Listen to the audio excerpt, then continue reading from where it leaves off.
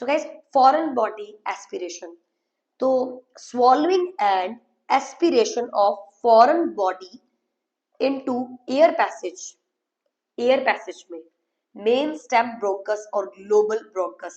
ये संरचना कौन से टाइप का ज्यादा रिस्क पे होता है ऑब्स्ट्रक्शन होना, लंग का कौन सा वाला साइड, राइट और लेफ्ट? ऑब्स्ट्रक्शन ज्यादा किस तरफ? अगर कोई चीज आपने ऑब्स्ट्रक्ट कर ली तो दो लंग्स है ना हमारे, राइट और लेफ्ट, तो किस तरफ वो ऑब्स्ट्रक्शन जाना इजिली ज्यादा चली जाएगी? Right side. बाय वहीं से कैसे आया? वो तो नाक से गया, मुंह से गया है, क्योंकि वो छोटा है। ट्रकिया, ट्रकिया के साथ जो ब्रोंकस पार्ट है, ब्रांच है, वो छोटी और वाइड है, इसीलिए जहां जहां ज्यादा स्पेस है वो वहीं से तो निकलेगा ना ऑब्स्ट्रक्शन, इसीलिए। ठीक है। कॉमन कौन कौन से फूड होते हैं? Hot dog, coins, candy, peanut, popcorn, grapes. और guys I still remember NCLEX में क्वेश्चन आता है कि पेशेंट को हमेशा जो हॉट डॉग होता है ना, बच्चे को सॉरी, वो वो गोल होता है, उसको ट्रायंगुलर शेप में काट के दो ताकि गले में फंसे ना वो। ये क्वेश्चन आया हुआ है। सो हॉट डॉग हो गया, खाने की जो भी चीज देते हो ना, कभी भी गोल काट के नहीं देनी है, वो उसको ट्रायंगुलर शेप में, स्क्वायर शेप में, ताकि वो फंसे ना वहां पर, गोल चीज फंस जाती है इसलिए।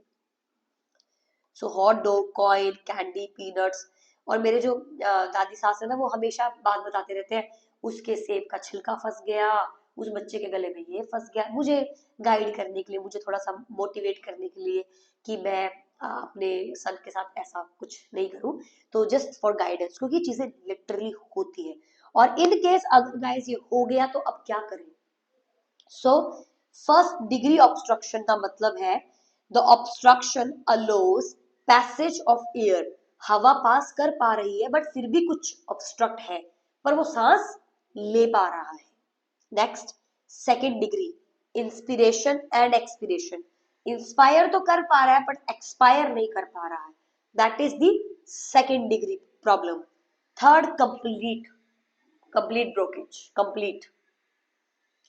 So guys, foreign body aspiration में सबसे इंपॉर्टेंट होता है पता लगाना कि बच्चे के गले में कुछ फंसा है कि नहीं फंसा है। इनिशियली बच्चा चौक कर रहा है, गैग कर रहा है, उल्टी जैसा उसको हो रहा है, कफ कर रहा है, रिट्रैक्शंस आर जनरली फाइंडिंग, छाती एकदम रिट्रैक्ट कर रही है।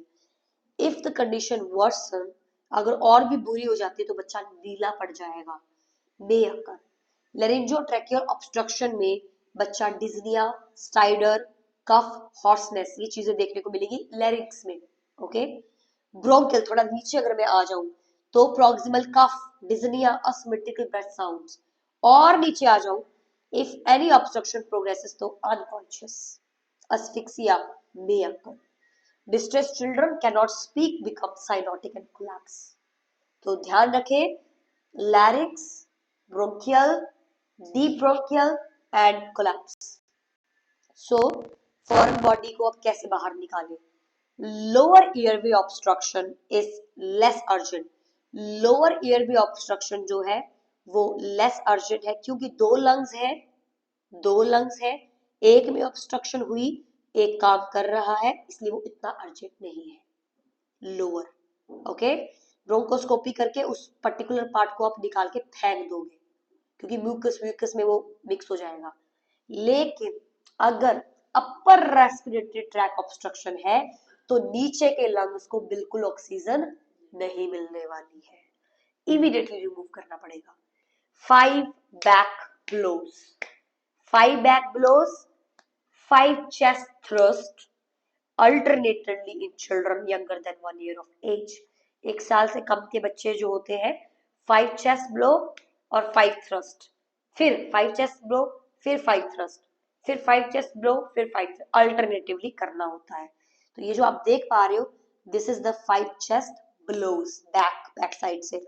और चेस्ट थ्रस्ट का मतलब दबा रहे हो, छाती दबा रहे हो, तो आप उसकी हड्डियां तोड़ दोगे ना अगर साइड से दबाओगे तो, इसीलिए छाती दबा रहे फ्रंट से।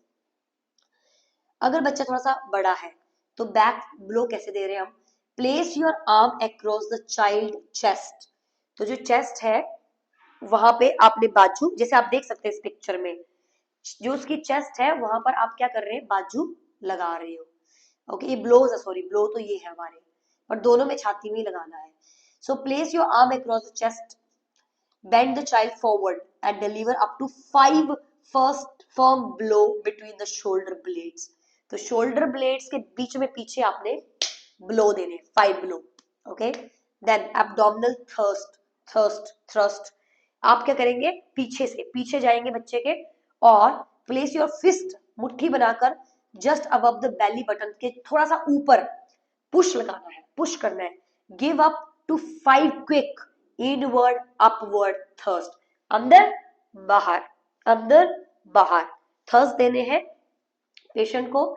और फिर लास्ट आ जाता है हमारे पास chest thrust. Sorry, last we have chest thrust. Okay, chest thrust. Place your fist in the middle of the chest, छाती के बीच में, with your thumb facing inward. Thumb facing inward. Okay, inward.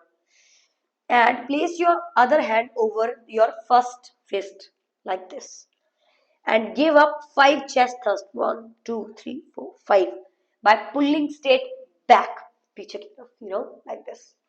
तो इससे क्या होगा, बच्चे का जो ऑब्स्ट्रक्शन है वो क्लियर हो जाएगा. Guys, is it clear to everyone?